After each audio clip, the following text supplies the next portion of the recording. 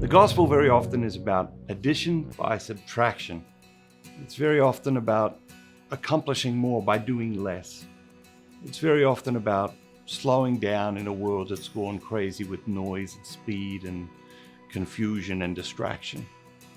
I'm Matthew Kelly. Welcome back to Radical and Relevant, where we are exploring today's gospel. And today's gospel comes from Mark chapter 2. One Sabbath, he was going through the grain fields, and as they made their way, his disciples began to pluck ears of grain. And the Pharisees said to him, "Look, why are they doing what is not lawful on the Sabbath?" And Jesus said to them, "Have you never read what David did when he was in need and was hungry? He and those who were with him, how they entered the house of God when Abner was high priest and ate the bread of the presence, which is not lawful for any but the priest to eat, and also gave it to those who were with him?" And Jesus said to them, "The Sabbath was made for man, not man for the Sabbath. So the Son of Man is Lord even of the Sabbath." So we're looking for a word, a phrase, an idea, and a virtue.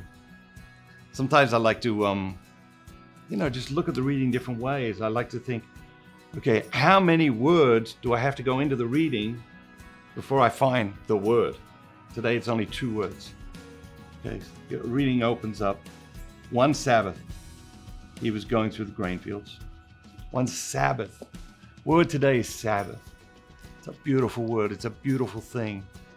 A Sabbath is something that's been lost to the insanity of modern culture.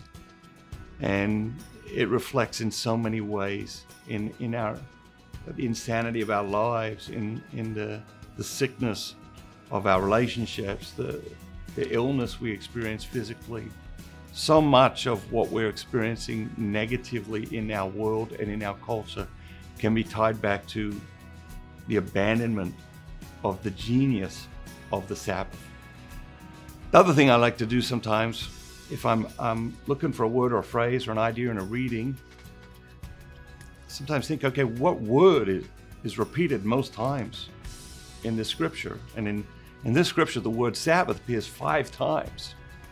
So my question for you today is, when was the last time you really experienced the Sabbath?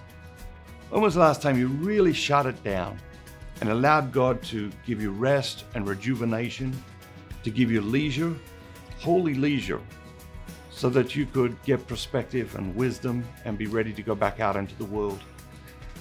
What does that mean? What are the rules? Well, I guess worry about that less. The Jewish people, they observe Sabbath from sundown on Friday to sundown on Saturday.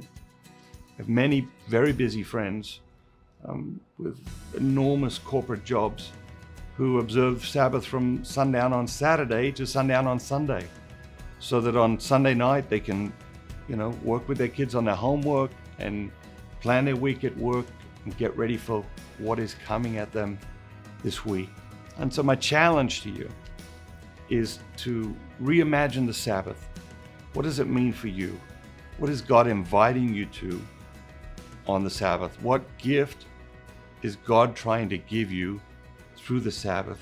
Because I think we are all tired and worn out and overwhelmed and probably a little bit burnt out and frustrated and confused.